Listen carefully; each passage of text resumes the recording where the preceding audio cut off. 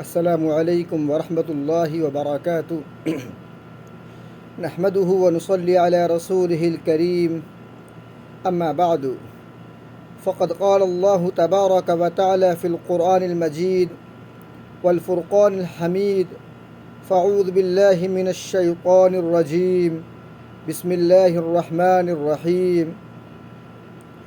يا أيها الذين آمنوا كتب عليكم الصيام كما كتب على الذين من قبلكم لعلكم تتقون صدق اللہ العظیم۔ معزز سامعین کرام اور عزیز ساتھیوں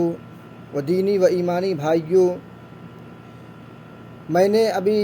قرآن مجید کی سورہ بقرہ کی ایک آیت کریمہ تلاوت کی ہے۔ اس آیت کا تعلق رمضان المبارک سے ہے۔ اللہ رب العزت کا ارشاد ہے، اے ایمان والو، تم پر روزے فرض کیے گئے جیسا کہ تم سے پچھلی امتوں پر روزے فرض کیے گئے تھے، لعلکم تتقون، تاکہ تمہارے اندر تقوی پیدا ہو جائے۔ معزز ساتھیوں، اللہ رب العزت کا بہت بڑا فضل و کرم ہے، اس کا احسان ہے کہ اللہ رب العزت نے ہمیں رمضان المبارک جیسا بابرکت مہینہ عطا فرمایا۔ یہ مہینہ بڑا ہی مقدس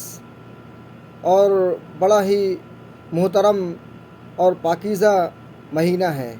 اس مہینے کی ہمیں قدر قیمت کو پہچاننا ہے اور ہمیں اس مہینے کے قیمتی لمحات سے فائدہ اٹھانا ہے۔ انسان 11 مہینے اپنی تمام تر مشغولیات میں، دنیاوی مشاغل میں انسان لگا رہتا ہے، دنیاوی مال دولت کی دوڑ دھوپ میں انسان لگا رہتا ہے، لیکن ہمیں یہ چاہیے کہ اللہ رب العزت نے ہمیں رمضان المبارک جیسا مقدس مہینہ عطا فرمایا ہے، تو ہم اس مہینے میں اپنے تمام تر مشغولیات سے تھوڑا وقت فارغ کر کے اللہ تعالیٰ کی عبادت میں لگائیں، نماز میں، ذکر میں، اذکار میں، قرآن کریم کی تلاوت میں، ان تمام چیزوں میں اپنے وقت کو صرف کریں، اپنے وقت کو لگائیں۔ یہ مہینہ اللہ رب العزت نے جو ہمیں عطا فرمایا ہے، اس مہینے کو اللہ رب العزت نے اس مہینے کی نسبت اپنی طرف کی ہے، تو جس مہینے کی نسبت اللہ تعالیٰ نے اپنی طرف کی ہے تو اس مہینے کی قدر قیمت اور زیادہ بڑھ جاتی ہے دوسرے مہینوں کی بنسبت۔ تو یہ بڑا ہی مقدس اور بڑا ہی محترم مہینہ ہے۔ اس مہینے میں اللہ رب العزت نے 2 عبادتیں خاص کر رکھی ہیں جو عام مہینوں میں نہیں ہیں۔ نمبر 1 روزہ یعنی 30 دن کے روزے جو اللہ رب العزت نے رمضان المبارک کے مہینے میں اللہ تعالیٰ نے یہ روزے ہمیں فرض قرار دیے ہیں۔ یہ عام مہینوں میں یہ روزے فرض نہیں ہیں، بلکہ عام مہینوں میں اگر انسان روزہ رکھنا چاہے تو وہ نفل روزے ہوں گے، لیکن اس مہینے میں اللہ رب العزت نے روزے کو فرض قرار دیا، تو گویا کہ اس مہینے میں پہلی عبادت روزہ اور دوسری عبادت تراویح کی نماز، جو عام مہینوں میں نہیں ہے، عام دنوں میں نہیں ہے، تو ان 2 عبادتوں کو خاص کر ہمیں ان 2 عبادتوں کا احترام کرنا ہے اور ان کو ہمیں ادا کرنا ہے، یعنی ہمیں روزہ رکھنا ہے اور تراویح کی نماز کا اہتمام کرنا ہے۔ اپنے قیمتی لمحات کو، اپنے وقت کو ضائع نہ کر کے ان عبادات میں صرف کریں۔ یہ مہینہ ہم سے اس رمضان المبارک کے مہینے سے پہلے یعنی پچھلے سال کتنے ایسے لوگ ہوں گے جو ہمارے ساتھ رمضان المبارک کے مہینے میں شریک رہے ہوں گے، لیکن اس سال نہیں ہوں گے، تو اللہ تعالیٰ کا فضل ہے، اس کا کرم ہے، اس کا احسان ہے کہ اللہ تعالیٰ نے ہمیں اس مبارک اور مقدس مہینہ ہمیں عطا فرمایا ہے، تو ہمیں اس مہینے کی قدر قیمت کو پہچاننا ہے اور ان کے قیمتی لمحات سے فائدہ اٹھانا ہے۔ تو پہلی چیز یہ ہے کہ ہمیں اللہ تعالیٰ نے جو اس مہینے میں ہمیں جو حکم دیا ہے وہ روزے کا، تو قرآن کریم کی میں جو آیت کریمہ تلاوت میں نے کیا ہے سورہ بقرہ کی آیات کہ جس میں اللہ رب العزت کا ارشاد ہے کہ روزے کا مقصد کیا ہے کہ تمہارے اندر تقوی پیدا ہو جائے، تمہارے اندر تقوی کی صفت پیدا ہو جائے۔ تقوی کیا ہے تقوی یہ کہ انسان جو ہے اپنے گناہوں پر کنٹرول کر لے، اپنے گناہوں پر قابو پارے، اللہ رب العزت کی عظمت، اس کی جلال، اس کی کبریائی کو مد نظر رکھتے ہوئے انسان گناہ کو چھوڑ دے۔ یہی تقوی کا معیار ہے، یہی تقوی کا مقصد ہے۔ تو انسان عام دنوں میں بہت سارے گناہ میں ملوث رہتا ہے، تو جیسے غیبت ہے، چغلی ہے، ایک دوسرے کی برائی ہے، تو اس مہینے کا پاس و لحاظ رکھ کر ہم اس مہینے کی قدر قیمت کو پہچانتے ہوئے ہم ان تمام گناہوں کو چھوڑ دیں جو عام مہینوں میں جس میں ہم ملوث تھے۔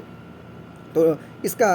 روزے کا مقصد اللہ رب العزت نے روزے کا جو مقصد بتایا ہے کہ لعلکم تتقون، کہ تمہارے اندر تقوی پیدا ہو جائے۔ میں روزے سے متعلق چند احادیث آپ کے سامنے پیش کروں گا کہ اس سے ہمیں یہ پتہ چلے گا کہ روزہ اللہ رب العزت کے نزدیک کتنی بڑی عبادات ہے۔ اللہ کے رسول صلی اللہ علیہ وسلم کا ارشاد ہے کہ من لم يدع قول الزور والعمل به فليس لله حاجة في ان يدع طعامه وشرابه۔ اللہ کے رسول صلی اللہ علیہ وسلم کا ارشاد ہے کہ جو شخص جھوٹ نہ چھوڑے، غیبت نہ چھوڑے روزہ رکھ کر، تو ایسے شخص کو اللہ رب العزت کے لیے کوئی ضرورت نہیں کہ وہ اپنے بھوک اور پیاس کو برداشت کرے۔ روزے کا مقصد یہ ہرگز ہی نہیں کہ انسان کھانا پینا چھوڑ دے، بلکہ روزے کا مقصد اللہ رب العزت نے جو سورہ بقرہ کی آیات میں ہمیں واضح طور پر روزے کا مقصد بتایا ہے کہ لعلکم تتقون، کہ تمہارے اندر تقوی کی صفت پیدا ہو جائے۔ یعنی انسان جبکہ کھانا اور پینا حلال ہے، عام دنوں میں حلال ہے، لیکن ہم نے اللہ رب العزت کی رضا، اس کی خوشنودی کو مد نظر رکھتے ہوئے ہم نے کھانا اور پینا اور تمام تر اپنی کھانا پینا کو چھوڑا ہے جبکہ وہ حلال تھا۔ تو غیبت اور چغل خوری چونکہ جو چیز عام دنوں میں حرام تھی، تو ہم روزہ رکھ کر وہ چیز، اس کی قباحت، اس کی شناعت اور زیادہ بڑھ جاتی ہے۔ تو ہم اگر روزہ رکھ کر غیبت اور چغل خوری، ایک دوسرے کی برائی نہ چھوڑیں، تو اللہ کے رسول صلی اللہ علیہ وسلم نے صاف لفظوں میں ارشاد فرما دیا کہ ایسے شخص کو اللہ تعالیٰ کو بالکل کوئی ضرورت نہیں کہ اپنے آپ کو بھوکا اور پیاسا رکھے، بلکہ روزے کا مقصد کیا ہے کہ انسان غیبت، چغل خوری، ایک دوسرے کی برائی سے اپنے آپ کو بچائے، پرہیز رکھے۔ یہ مہینہ بڑا ہی مقدس مہینہ ہے۔ ہم اس مہینے میں جہاں پر اپنے آپ کو بھوک اور پیاس سے روکتے ہیں، وہیں پر تمام تر گناہوں سے، غیبت، چغل خوری سے اپنے آپ کو بچائیں، اپنے آپ اس سے بچیں، پرہیز کریں۔ حدیث شریف کے اندر آتا ہے کہ اگر کوئی شخص تمہیں گالی دے تو اس کے گالی کا جواب تم مت دو، اس سے کہہ دو انا صائم، میں روزے سے ہوں۔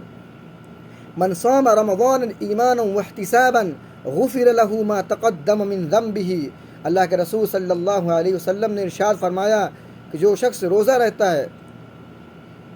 ایمان کے ساتھ اور ثواب کی امید کے ساتھ روزہ رکھتا ہے، تو اللہ تعالیٰ اس کے تمام پچھلے گناہوں کو معاف فرما دیتے ہیں۔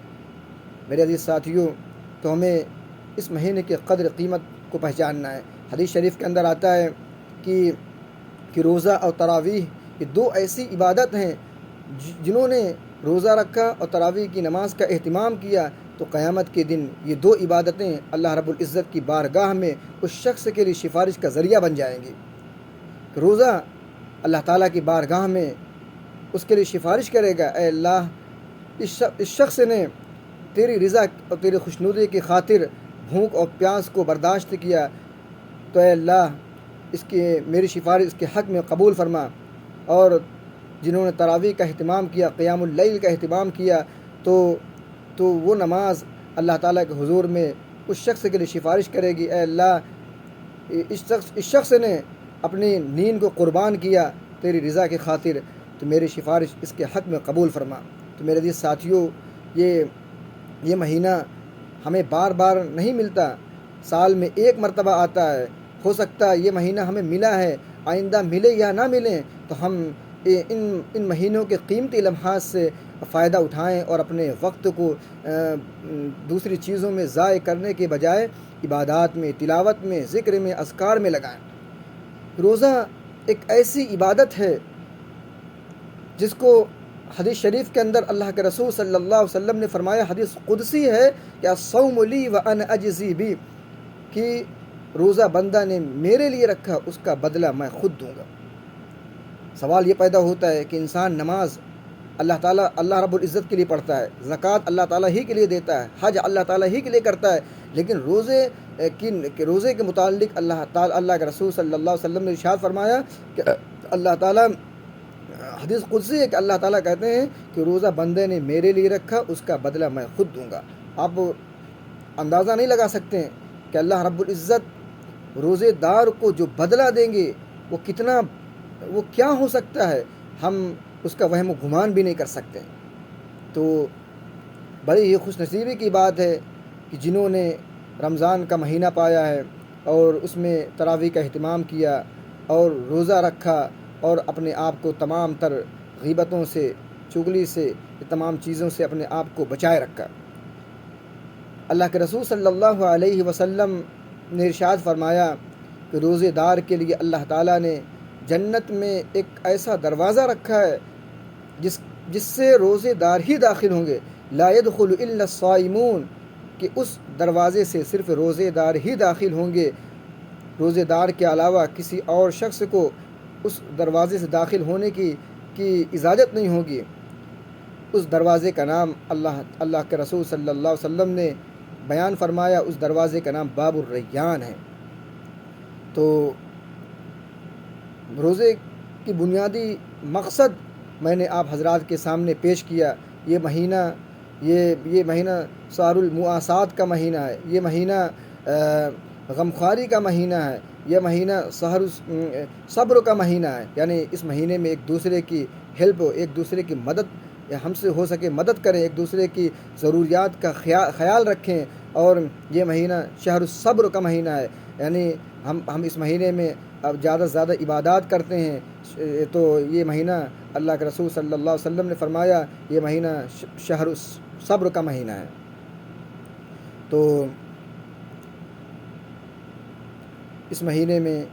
عام دنوں کے مقابلے میں ہم اس مہینے میں زیادہ سے زیادہ قرآن کریم کی تلاوت کریں، کیونکہ یہ وہ مہینہ ہے جس میں اللہ تعالیٰ کی طرف سے نیکیوں میں اضافہ کر دیا جاتا ہے۔ یعنی حدیث شریف کے اندر آتا ہے کہ جو شخص ایک فرض نماز پڑھتا ہے تو اسے 70 فرض کی نماز کا برابر ثواب ملتا ہے۔ یعنی عام دنوں کے مقابلے میں اس مہینے میں، رمضان مبارک جیسے مقدس مہینے میں، ایک فرض نماز کا ثواب 70 فرض نماز کے برابر کر دیا جاتا ہے، اور نفل نماز کا ثواب فرض کے برابر کر دیا جاتا ہے۔ یہاں تک کہ حدیث شریف کے اندر آتا ہے کہ جو شخص کسی روزے دار کو افطار کراتا ہے تو اللہ تعالیٰ اس کی افطار کرانے کی وجہ سے اللہ تعالیٰ اس کے تمام پچھلے گناہوں کو معاف فرما دیتے ہیں۔ تو صحابہ اکرام رضی اللہ تعالیٰ عنہم اجمعین نے عرض کیا، یا رسول اللہ، ہمارے پاس تو کسی شخص کو افطار کرانے کے لیے اتنا کچھ نہیں ہوتا کہ ہم کسی کو افطار کرا سکیں۔ تو اللہ کے رسول صلی اللہ علیہ وسلم نے ان کے مزاج کا، صحابہ کرام کے مزاج کا خیال رکھتے ہوئے فرمایا کہ اگر کسی شخص نے کسی کو ایک گھونٹ پانی سے یا ایک کھجور سے بھی افطار کرا دیا تو بھی اس شخص کے لیے یہی فضیلت ہے کہ اللہ تعالیٰ اس کے تمام پچھلے گناہوں کو معاف فرما دیں گے۔ اللہ رب العزت سے دعا ہے کہ اللہ رب العزت ہم سب کو اس رمضان مبارک جیسے مقدس مہینے کی قدر قیمت کو پہچاننے کی، اس کی قدر قیمت، اس کی عظمت اس کا قدر قیمت کو پہچانتے ہوئے ہم کو اس کے قیمتی لمحات سے فائدہ اٹھانے کی توفیق عطا فرمائے، زیادہ سے زیادہ عبادات کرنے کی توفیق عطا فرمائے۔ ہم اس مہینے میں تہجد کا خیال کر لیں۔ عام دنوں میں انسان اپنے نیند کو قربان نہیں کر سکتا، لیکن ہر شخص سحری کے لیے اٹھتا ہے تو سحری سے کچھ دیر پہلے اٹھ جائیں اور 2 رکعت 4 رکعت نماز پڑھ لیں۔ اس تہجد کی نماز کی اللہ کے رسول صلی اللہ علیہ وسلم نے بڑی فضیلت بیان فرمائی ہے کہ اللہ تعالیٰ جو ہے آسمان دنیا پر آ جاتے ہیں اور اعلان کرتے ہیں، ہر کوئی میرا بندہ جو مجھ سے مغفرت طلب کرے میں اس کی مغفرت کر دوں، ہر کوئی میرا بندہ جو مجھ سے رزق مانگے میں اس کے رزق کو بڑھا دوں۔ تو میرے معزز سامعین کرام، عزیز ساتھیوں، یہ بڑا ہی مقدس اور محترم اور پاکیزہ مہینہ، بڑا ہی عظمت والا مہینہ ہے۔ اس مہینے میں ہم تہجد کا بھی اہتمام کر لیں، 2 رکعت 4 رکعت 6 رکعت۔ اللہ تعالیٰ ہمیں بھی اور آپ کو بھی اور تمام مسلمانوں کو بھی تہجد جیسی عبادات کو انجام دینے کی توفیق عطا فرمائے۔ وآخر دعوانا الحمدللہ رب العالمین۔